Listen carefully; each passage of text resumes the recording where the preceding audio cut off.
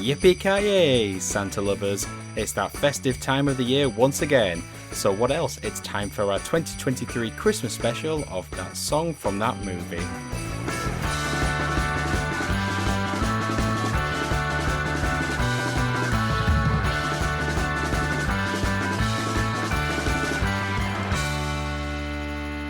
Now I have the machine gun. Ho, ho, ho? Yeah. I thought you were doing Alan Rickman impression, but alright. Ho, ho, ho. Better. Is that Alan Rickman? That was more Snape, wasn't it? Anyway, thank you for joining that song from that movie, the wintry journey through the very best and worst of Christmas movie songs. I am your fly in the ointment host, Dietrich, and joining me is our monkey in the wrench, Alex. The Foo Fighters out there. Get struck off now. And completing the lineup is our pain in the ass, Ben. This is not even clever. You're just insulting me. He says. You're just insulting me. This is the thing he says. I'm the fly in the ointment. I'm the monkey in the wrench. I'm the pain in the ass. Well, you could say about yourself. There's three of us. My name's always first, so I get the first one. Well, just happened to work out that way. What can I say? It just happened to work out that way. If you have a problem with it, Ben, take it up with John McClane. I've tried. I would like to know, in the past fortnight, what have you been watching? Ho, ho, ho. Nice. On theme. Yeah. I'm hoping the bells are going to come out again. I actually didn't pick up the bells from downstairs. It's all the way downstairs. What, this? No, that's not doing anything. I'm just picking up random things from the table next to me and see if I shake them. Shake them. How's this? Oh, that's an awful sound. Oh. Well, at least it's better. Nothing is better than when my dad used to clang glasses with a spoon to imitate the noise of the fairies, the Christmas fairies. Is that even a thing? He was high effort, your dad, wasn't he? Is it an actual tradition, or was it one of those things where like he was cleaning up on like one Christmas Eve and like you or your brother stumbled downstairs half asleep and he was like, I heard it, and he was like, yeah, it was the Christmas fairies. Whatever. Get back to bed. Could have been that, yeah. I'll go first. So I've been to Hong Kong, so I was going to say what films I watched on the plane there and back. Cool, go on. Go. So on the way there, I watched Renfield. Oh, yeah, thoughts? And it was terrible. Yep, cool. Looks it. And I watched Barbie, which is great, still, holds up. Yeah, haven't seen even on like a 6x6 screen. Yeah, also maybe. And I watched the Teenage Mutant Ninja Turtles Mutant Still Mayhem. not seen that. I do need to see that. Still fantastic. And I watched the fourth film, which I am really struggling to remember what it was. So it must have been very good. Yeah. Oh, it was the Haunted Mansion film. It was that new Haunted Mansion film, Disney and it was bland. Nothing will boring, ever be inoffensive. the original Eddie Murphy. I think I saw the original with you at the cinema. Wait, hang on. Do you mean the original the Eddie Murphy film, or do you mean the original like the ride? No, I mean the Eddie Murphy film. But maybe the ride. I've never been on the ride. Probably.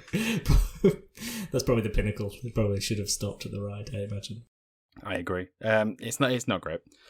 So basically, two spooky adjacent films were crap, and two height of summer films were great, and Hong Kong was great. Yeah, Hong Kong did look amazing. I'm incredibly jealous. Go on, Al. So I did go to the cinema a couple of weeks ago with my son to see the Trolls, the third Trolls film.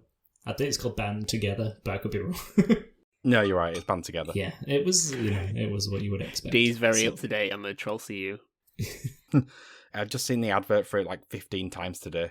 Yeah, I mean, my main gripe with it was that they kind of retconned the story of the Trolls so that one of the characters was previously in a boy band as a child. But the boy band, and that character's played by Justin Timberlake. You're bothered about them retconning Trolls. Well, no, it's not so much the retcon, it's what they did with it, right? So he was in a boy band and his character's played by Justin Timberlake.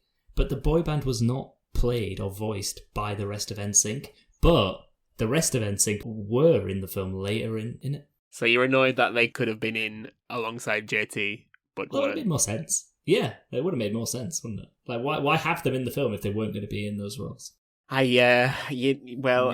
think that's been the main criticism of Trolls on the circuit. Has it? Yeah. It has. It absolutely has. And then I did watch the film Age of Innocence, which was really good. Age of Innocence, as in the 90s film? Yeah, it's a Martin Scorsese film, but it's not a gangster film. No.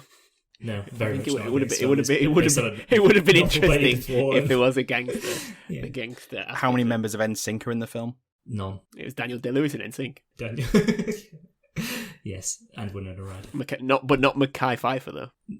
No, she was in 8 Mile, of course. He was in 8 Mile. He was it. Yeah, so I would recommend that film. That was very good. Trolls 3, not quite as good. I saw the film Bottoms. Have you heard of the film Bottoms?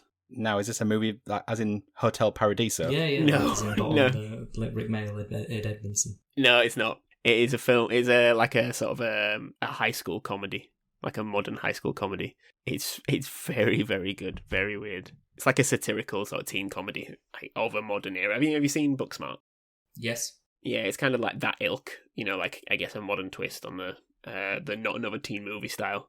Why would you need to twist not another teen movie? The greatest high school film of all time. Well, it's not. Yeah, well, I mean, it is pretty amazing. Very Alex thing to say. No, Bottoms it's two like high school girls who start a fight club because they want to hook up with cheerleaders, and it is very good. It's almost so zany it borders on the surreal. But yeah, you definitely look out for that one. Okay. Welcome to our 2023 Christmas special, where we're chatting all things Die Hard and its accompanying song, Christmas in Hollis by Run DMC. So to find out what was happening in the world when the movie came out... Time for some history. Yes, guess when Die Hard came out, guys? That's right, July. Yeah. It was in the middle of summer.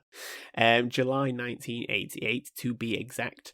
A month in which most films, like usually when we go back to this time, the 80s, very romanticised at the moment. It was a shit month. Now, I got the best films, aside from Die Hard, that came out this month. This is the best. So we've got Short Circuit 2. Not the first Short Circuit. Short Circuit 2. Not even the original. I thought you meant like, we've got Die Hard and we have Short Circuit 2. Cocktail. Yeah, obviously. Great. Okay, we need to cover that. Is Kokomo and Cocktail? It's Kokomo. It is Kokomo, Yeah, I've never seen it, but look forward to it. Midnight Run, which is an alright film. We've seen Midnight Run. It's kind of like a buddy cop film. Nope. And A Fish Called Wonder, which is a classic. It's a Seen It special. The only film that the board game Seen It had on it. Yeah. To say this is July, this is the middle of summer, that is not a strong run. But I did find 2 other films, which I'm surprised haven't become classics. So one of them is a film called Out of Time, starring a guy called Bruce Abbott, about a cop from the future who goes back in time to Los Angeles and teams up with his grandfather to catch a master criminal. It sounds like watch the trailer. Watch the trailer. It looks incredible. And then this film. Now, the plot for this film can only exist in the 80s. Okay, so this is a film called Zits. God. Right. I'm in. Okay. When their music teacher needs an expensive operation after being mugged. Now, I'll pause there. Where do you think this is going to go? Battle of the Bands. Okay, Battle of the Bands. Okay, Alex? I mean, I'm only taking the word zits, like it's going to be about spots in some kind of way. Are they? Are they like, I don't know, they're going to burst people's spots for money to pay for the operation? Okay, interesting. Okay, let's see. We'll keep going. We'll see. So when their music teacher needs an expensive operation after being mugged, a group of precocious middle school students attempt to raise the money by... Where do we think we're going? Bursting people's spots. D, what are you sticking with? Still sticking with Battle of the Bands? I've gone, in my head, I'm like, is it like Thunderpants? Okay. But replaced with like popping zits. Okay. As Americans would say. They attempt to raise the money by selling fake military secrets to the KGB. Well, I was close, because Thunderpants is about British intelligence. They're underage, undercover, and in over their heads. But why the name? I think zits is like it's almost an acronym because there's a dot between each letter, so I wonder if it means some sort of like secret military thing. Secret. Yep. Secret intelligence. Yep. Did you write this film, D, before you were born? You went back in time to write it with your grandfather. There's a character in it called Hoggy Livingston, which I think is a great movie name. So I know what I'm watching next week. It was like a round of balderdash or something, like which is the true, and then no one would ever guess that was the right answer. So unfortunately, we're not talking about zits. Or out of time. We are talking about this small little indie film called Die Hard. For those unaware, Die Hard is an American action film directed by John McTiernan, based on the 1979 novel, yes, it's a book, called Nothing Lasts Forever by Roderick Thorpe. It has a pretty wide-ranging cast, and most importantly, we have Bruce Willis in his first major movie role, alongside the seasoned veteran of Alan Rickman, and was an instant classic. It's a beloved film across the world. I'm interested in what you guys think of this one.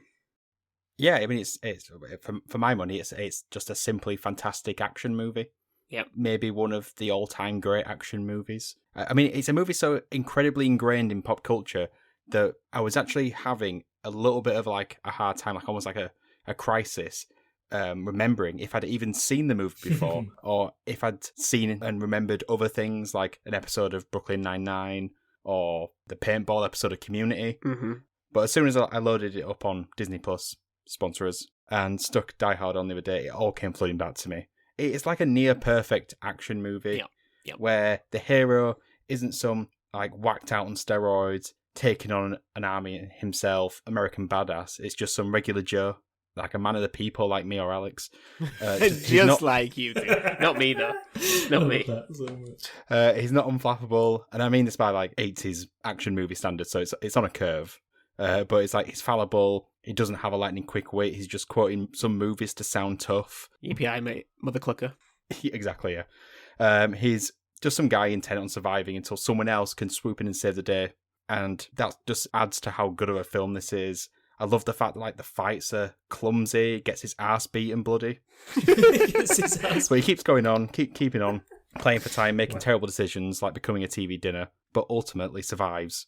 And that's all before you factor in Hans Gruber and the performance of Alan Rickman. Oh, yes. Legendary. Yeah. One of the great movie villains. Yeah, exactly, yeah. I mean, like, the line I attempted to get used to guys to quote at the beginning, now I have a machine gun. Ho, ho, ho.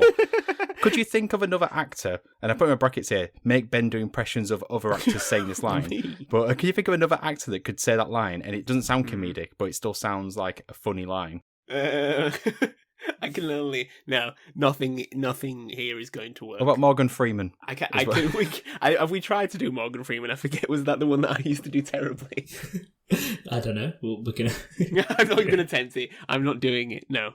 It's a Christmas gift to myself. Alex, you want to go? Anyone? And no, I'm okay. But yeah, it's fantastic. Let's hear what Alex has to say. Not much more, to be honest. I think you've pretty much covered every point I had listed in my mobile device.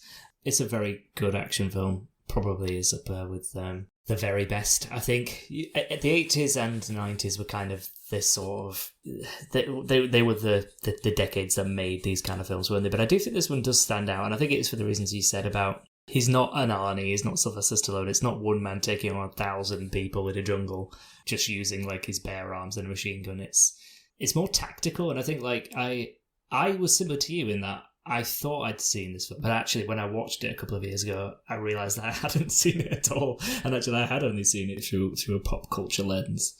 And I think I was a bit taken back by just like how good it was. I think you used to expect it to be like Rambo or something like that, where it's like, a lot of people get killed. That's got it. There's some enjoyment, I guess, in that. But it's a much cleverer film than that, and it's just a wittier film. Like it's got a lot of great lines, but like I say, they're not comical. They're written in a way that really works well, and I think it just like the performances are great, which is not what you usually get, especially from the villain, because I think. Often with these type of films, like the villain is kind of someone you've never really seen before, and it's all hammed up. And although this is hammed up to an extent, it's hammed up in all the right ways that makes it work. It's kind of like what Gary Oldman was trying to do in Leon in the Professional, but I don't think he quite succeeded in, personally. But anyway. Interesting. It is similar. It is similar, isn't it? Yeah, it's definitely similar. I think this film's quite unique in that Alan Rickman, the Hans Gruber character, is the character that pushes the narrative. Like, the villain pushes the narrative in this film. John McClane is just kind of reacting to what's happening all the way through. He's not really... His entire character progression is based on what Hans Gruber's doing. The entire story of this is more or less just Hans Gruber, you know, the little scenes he has that were put in as filler scenes, just because I think it was simply Bruce Willis had to go back and film his TV show, so they wanted to film some things before they could get him back. So they did like the little scenes with like the guy who runs Nakatomi. Is it Nakatomi Towers? Yeah, Nakatomi Plaza. Nakatomi Plaza. And the parts with his wife were all kind of like additional scenes in the end. But they do add more.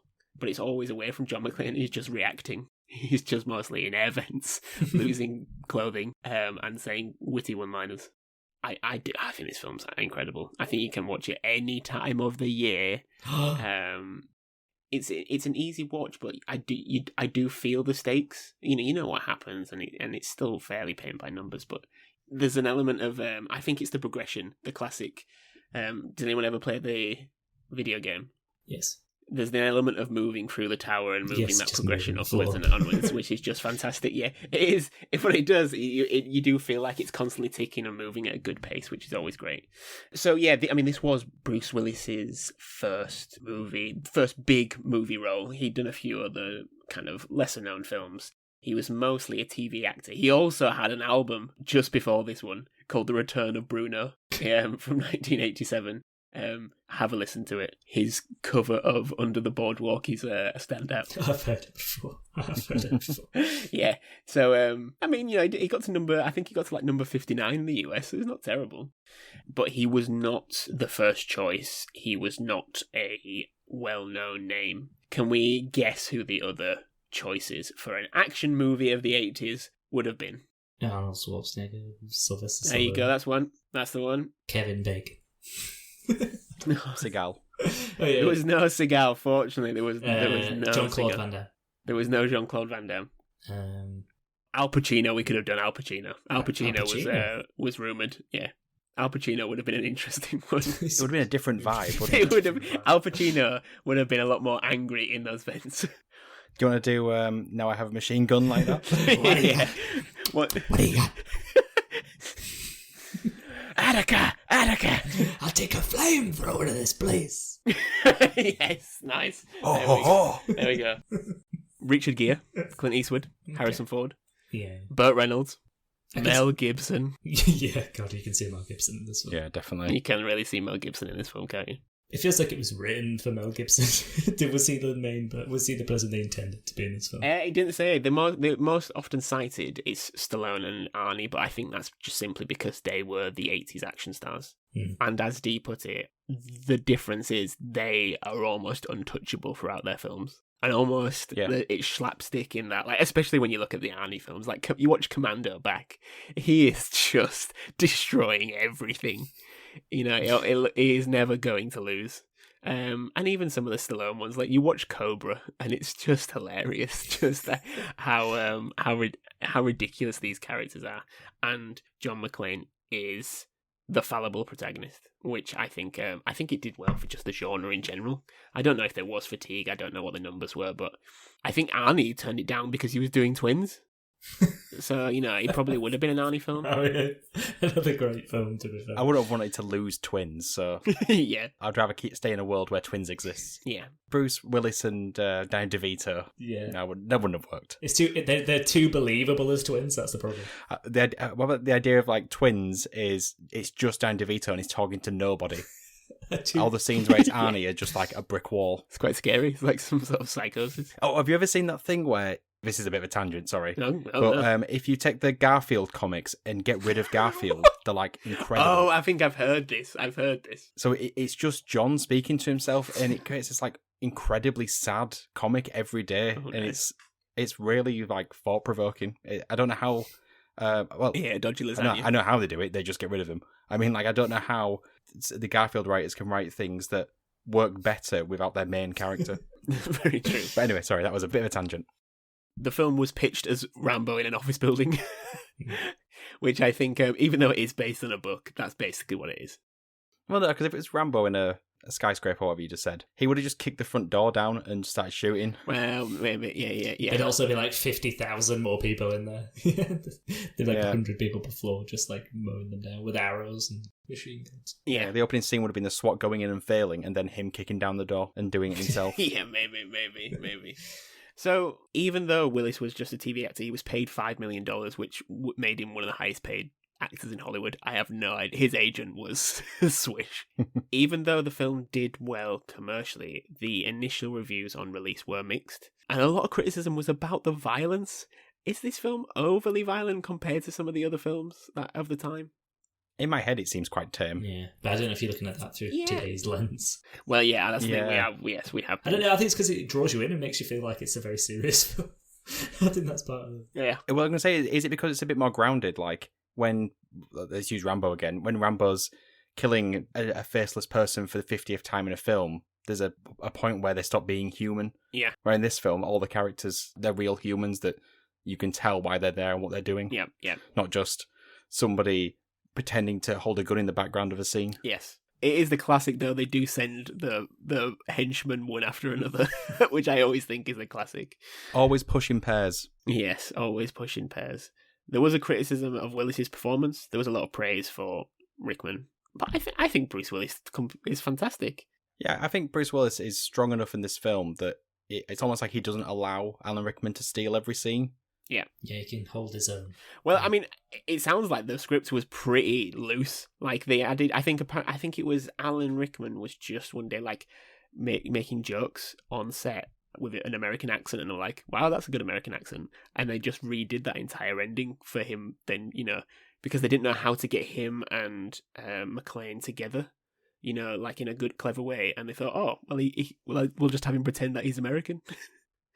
And that, it was just very much it was quite natural. They don't make them like that anymore. The film grossed $140 million on release in the States. It was, I think, the 10th highest grossing film of the year, behind Zits and Out of Time. Out of Time, of course. Yep, of course. It received 4 Academy Award nominations, nothing of note. Yeah, nothing of note. Best sound, best, what was the other one? Best effects, best editing, visual effects, things like this. It won none of them. Yeah. I think everything it was nominated in Who Framed Roger Rabbit won. All right, fair. Yeah, exactly, which is completely fair. But after this, Bruce Willis was a huge name. I've not got much else to say about the film. Does anyone want to say anything before we move on? Surely we need to talk about the sort of elephant in the room and also set Alex off by getting him to decide whether or not it's a Christmas film or not. What do you think, Al? I think the debate about this is the only thing I don't like about the film. It is the main thing that hurts me about it, and it actually makes me not really want to watch it. I'm the same thing, in I don't care. And then if I ask someone what their favourite Christmas movie and they say Die Hard, I'm like, shut the fuck up. Yeah, it's an immediate red flag. Yep. Immediate red flag if someone says that. Literally a siren starts beeping saying, "This person is a bore. This person is a bore. This person is a bore." And as well, I think what annoys me is when people say it, they kind of look at you like, "Come on, challenge me now." You get a little smirk. You do, yeah. Go on, challenge me. Yeah, you mean I've picked something left field. I'm not your typical individual. Yeah, they think they're being edgy or subverted or whatever, but they're just being thumb-sucking dickheads. I don't know. It literally becomes a substitution for their personality. It's their personality is, I am a person who thinks Die Hard is a Christmas film, and that's all they've got going for them. That's the thing. If you want to feel like that, it's set at Christmas. It has a Christmas song. Yeah. It's always on at Christmas. Yeah, fine. The inciting incident of the movie is about Christmas. It's at a Christmas party. Yeah. It ends with it being at Christmas. Essentially, it's Home Alone, but I also wouldn't give a shit if you said it wasn't a Christmas film. Yeah. You're not cool for thinking this is your favourite Christmas movie. I feel like the only people who bring the debate up are the people who want to say that it's a Christmas film. I feel like everyone else just does not care. Because it is a Christmas film. It's set at Christmas, fine. Just because it's an action film doesn't mean it can't be a Christmas film. It does not matter. 100%. I'd be more interested, Bruce Willis himself said it's not a Christmas film, though. He did say that. Well, Bruce can say what he likes. He's wrong. I know it. Now I'm having the argument. I've been sucked in. All I know, it was he said it in an award speech. but like quite angrily, not in like not jokingly. He was like, "I need you to say one thing," and he was like, "Die Hard is not a Christmas movie." And then a few people cheered, some people looked scared, and then he announced the Nickelodeon Children's Kids' Choice Award. Zing. But yeah, if you want it to be, fine. If you don't think it is, fine.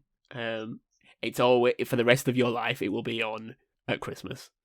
Also fun. And this episode is our Christmas special, so Yeah. We're endorsing if you want us to do another episode about Die Hard where we pretend it's not a Christmas film, we're not going to. Okay, so let's do Die Hard 2 and have the argument all over again. Is Die Hard is also a Christmas film, though, isn't it? Isn't it also set at Christmas? Or am I making that up? I don't think I've seen Die Hard 2, Die Hard or 3 or 4 or 5. Yeah, it's definitely set in winter because there's a lot of snow. I think it is, because I think there's a line about it happening at Christmas. I thought Die Hard 2 was Speed 1. No, on Christmas Eve. Die Hard 2 the plot starts with on Christmas Eve. God, that must have been that just sounds like a quippy review from a magazine, doesn't it? Die Hard 2, it's just Speed 1. Die Hard is speed in a building. Die Hard has the after the colon is why we joke about all sort of sequels, because it's Die Hard 2, Die Harder, which is terrible. It's brilliant. Die Hard 3 with a vengeance. Yeah. Well, Die Hard with a Vengeance is just, meh. Live Free or Die Hard. Wait, no, let's not. A Good Day to Die Hard. Yeah, let's not. Stop. Anything else? No, let's talk about this Christmas song. Let's talk about this damn Christmas song. Just get it done. Lovely audience. We are discussing, I put in air quotes, the Christmas song from the movie Die Hard, which is Christmas in Hollis by the hip-hop legends Run DMC. This appears in the film as Argyle, John McClane's limo driver, drops him off at Nakatomi Plaza, puts on a cassette. John McClane is not happy because he does not think this is Christmas music. And Argyle refutes that as the song plays very loudly over the credits as we arrive at our setting. What do we think, guys?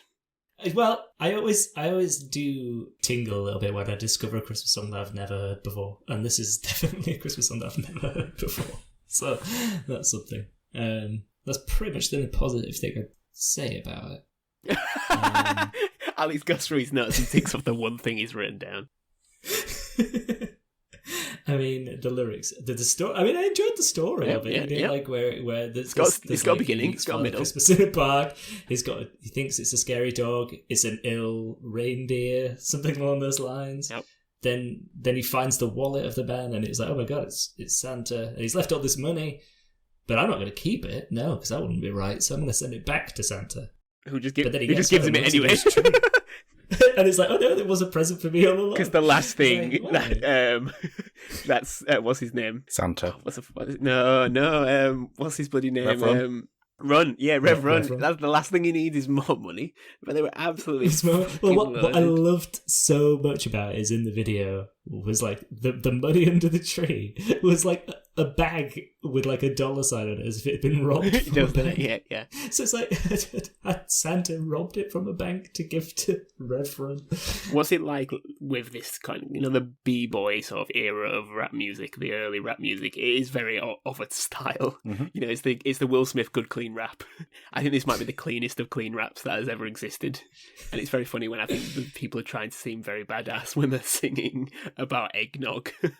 Well, it did seem like it was a spoof intent. Like it seemed like it should have been. It even sounded like it could have been a Beastie Boys song. Yeah, it's like, very Beastie Boys. But not quite as good. Yeah. But it felt like it was an intentional spoof. I mean, it is of the era. Yeah. That's the thing. I don't think they were almost spoofs because there was nothing to spoof from before. I think this is just how this is what rap and hip hop was of this time. I think Run DMC were pure marketing powerhouse at this point. They weren't about authenticity. They were just a money making machine. That t-shirt's cool as fuck, though, isn't it? Like the with the two red bars and it went Run DMC. Yeah. Oh yeah, absolutely. If that said Christmas, that would have been an instant classic. They made they made Adidas streetwear so popular at the time. Yeah. Like the full like sort of shell suit sort of looking and laceless Adidas trainers. It was absolutely huge. And then obviously I think it was just the year before they'd done Raising Hell. We like Walk This Way on it, and which is the first multi-platinum hip hop record. They were hot shit, but then And you it's have like this song, and it's like that, and that's the way it is. I'm Nice. just reading some of the lyrics, and this is my favourite bit. So, rhyme so loud, I'm proud you hear it. Okay. It's Christmas time, and we got the spirit. That's a nice couplet, isn't it? And then it's like, Jack Frost chilling. Okay. The hawk is out. Hawk is in a bird. The hawk is out. And that's what Christmas is all about. The hawk. What part of that is it? What part of all that that's just been said is what Christmas is all Is about? there something New York hawk symbolism? The New hawk York hawk, New Hawk. Hey, I'm hawking here. But it's what Christmas is all about, so we need to know. We need to know what it means. Well, it's what Christmas in Hollis is all about. We should clarify. Yes, absolutely. Oh, okay, so okay. Go on. To go on. hawk is to sell or attempt to sell Oh, something. yeah. Especially to do so in a loud and intrusive manner. Yeah. You hawk Okay. stuff to people. Yes. Okay. We went too literal. Oh, well, they So sing that about that. They sing about that. We were walking, we were hawking. You know, like in that, it's like that, and that's the way it is. Did you think they were doing like caw as they were walking Yeah, down the street? Tuki, tuki. Someone cannot say caw to me, and I cannot not go tuki tuki. So yes, it implies devious actions. Okay. So that's what Christmas is all Yeah, about. fair enough. Right, well, thanks. Bro. Fair enough. Makes sense now. Okay. Oh, it ties it together. Yeah. It makes me think more highly of the song than I did before. Alex is getting the So, Christmas spirit now. I am, yeah. Dee, do you want to share your opinions on this one? Okay, yeah. Let's get the good bits out of the way. 1, the beat, as in the bum bum Oh, dun, yes. dun, dun, dun, dun. That has such a fun, lively bounce to it, and I mean it's essentially the most sing-along bit of the entire song. Is that from this though? No, well, it's a sample, yeah. But It's I got to mean, be a sample of something. more 80s famous. hip hop is all pure sampling. Do you not know what it's sampling? One of the greatest songs of all time. I'm going to talk about it when you're finished. Okay, well that's 1. 2, it's nice that Run DMC enjoys Christmas, Yep, they do. But I mean, and that's my list. Yeah. So the rest of it though I thought was pretty terrible. Like, I know we've just talked about it. The style of the rap at the time, the generation, was basically that you shout the lines and they're barely audible, but like you really cannot make out what anyone's saying. Alex had to look at the lyrics and read them out to us so we knew them. That's typical of any Rick Rubin produced album. He makes the drum beat or bass drum just so loud. It's so loud. I mean, Run DMC I think they made mainstream because all their samples were, rather than funk based, were rock based. Yeah, Like they all had Yeah. like sort of just heavy guitar, sort of like, you know. a bit more of a crossover appeal. Yeah, absolutely. And then just a heavy sort of synthesized drum beat. Yeah. And they just shout. Some of their stuff I think is still pretty iconic. They've got a lot of iconic songs. I agree. This will never be one of them. I agree, but yeah, exactly. There's a reason why this song in the movie is played off as a joke. It's not, oh yeah, that's right, lads. John McClane listens to Run absolutely. DMC while shooting guns and drinking cold beer. Yeah, It's absolutely. like, that's annoying as shit. Can you put on Paul McCartney instead, Gold please? beer. Yeah, it's just not good. You have to have light moments, I think, to set this film up. You don't want it to be like the typical action film where everything's serious from the off. Yeah. And this is to any listeners out there. I mean, we've called them out a lot on this episode, but same again. If you think you're being cool by saying that Christmas in Hollis is your favourite Christmas song, as if that's edgy or anything we said before about Die Hard being a Christmas movie, then you are also some idiot. Grow up.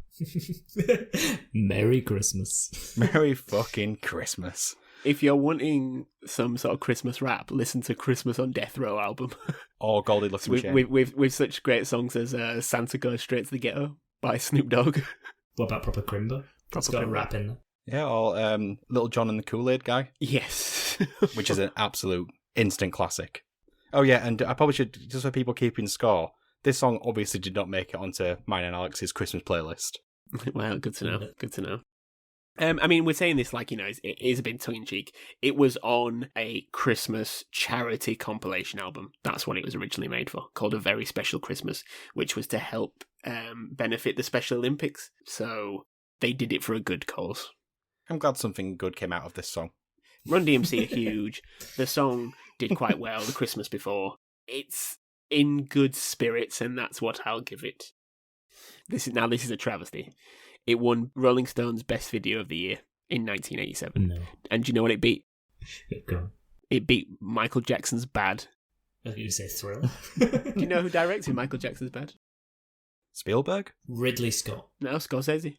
I knew it was someone big. Isn't Van Halen in that song? I don't know. I always forget. I feel like people tell me that they're actually sort of like street gangs and they're dancing like they're from Fame, so I don't quite believe that. But best video of the year is ridiculous.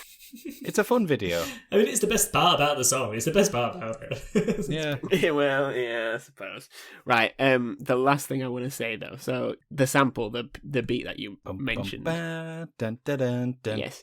So yeah. So the song samples various sort of Christmas jingles. So it's Frosty the Snowman, Jingle Bells, Joy to the World, and then the main sample is a funk beat from the song by Clarence Carter from 1969, which is Backdoor Santa.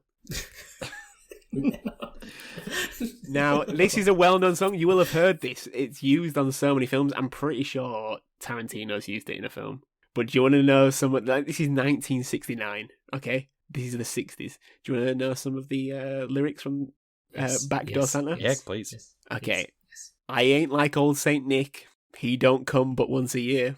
Oh ho ho. Brilliant one. I keep some change in my pocket in case the children are at home. I give them a few pennies so that we can be alone. I leave your back door open so if anybody smells a mouse, I wouldn't old Santa be in trouble if there ain't no chimney in the house. They call me Backdoor Santa. It is an absolute classic. Add it to the playlist. It's pure filth. It's called Backdoor Santa. It's not a Christmas song.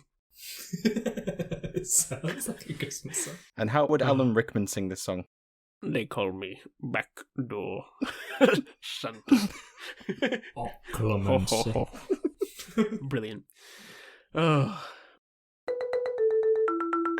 Top 5. Quick top 5. Way back in 2009, Run DMC were named the greatest hip-hop artist of all time by VH1. What? Now, I want you to tell me who were the next top 5. So, 2 through 6. And this is from 2009, so unfortunately, Nicki Minaj won't be on it. Okay. Eminem? Eminem is 6th, so yeah, that's one. Well, ladies love Cool James. That's number 5, absolutely. One of the original sort of big free hip-hop. Made the Kangol. Is it Kangol famous that we said?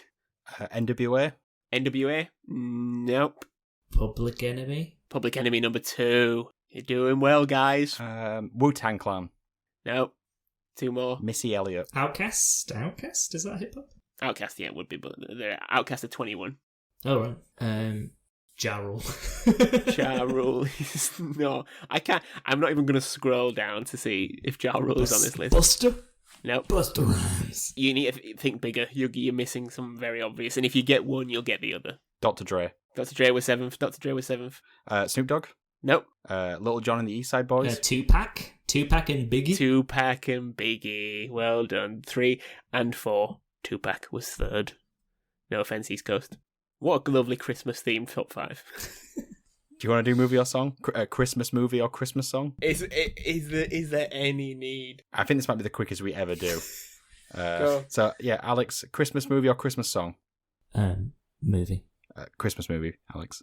Christmas movie. Thank you. Yeah, okay. Ben? Movie. Okay. And Christmas movie, yeah. Me too. It was never in doubt. I mean, I had to ask you what the song was. That doesn't. Is Die Hard the greatest action film of all time? No. I think it just really depends what counts as action. Oh, don't give me that naff, Alex. He's slagging people off for calling it a Christmas film, and now he's saying it's not even an action movie film? I know, he's like, pushes his glasses up. It depends what you define as action movie. I believe Marriage Story is the greatest action movie of all time. It has action in it. Yes. I would never say that about a Noah Baumbach creation. Madagascar 3 does. Yeah. Well, that's true. I would say Starship Troopers. Okay. Maybe RoboCop. Okay. Maybe some other Paul Verhoeven film. Total Recall. No. Okay. I probably would say Die Hard. Showgirls. Showgirls. Can't think of any other Paul Verhoeven films. Okay. We do have a friend who's a big fan of Showgirls. The movie. The movie. Well, who knows? Who knows? Well, who knows? Who knows? So that brings an end to another episode, our Christmas episode of That Song from That Movie. Let us know which one you prefer, the Christmas movie or the Christmas song, on one of our many social media platforms: Twitter, Blue Sky, Instagram, Threads, Hive. I'm going to leave a space for another one. Somebody's just started to sound me. Yeah, just Twitter. It's just Twitter, really. Ben, what is our Twitter handle? Social media handle. At TSFTM Pod.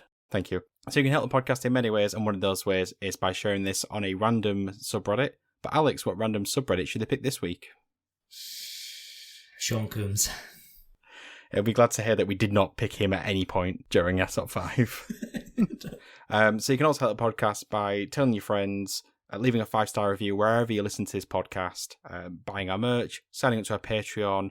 All the links and notes and stuff are in the show's notes. So all that's left now is to do some goodbyes. So it's a Christmas goodbye from myself, goodbye, and goodbye from Alex. And when Alexander saw the breadth of his domain, he wept, for there was no more worlds to conquer. Oh. And goodbye from Ben. If you enjoyed our idea of Christmas, you've got to be here for New Year's. Merry Christmas, everybody. Bye. Avada Kedavra.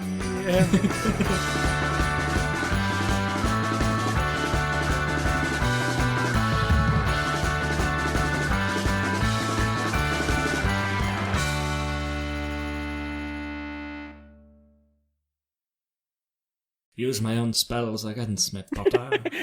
John, did you use your own spells against me? I am the half-blood prince. Oh, clemency. I hate that in the film. When You hate the half-blood prince? No, at the end of the Half-Blood Prince, when he's done it, and then he's just like, oh, by the way, I was the Half-Blood Prince, and then walks away. I was the half-blood prince. Use my own spells against me, Potter.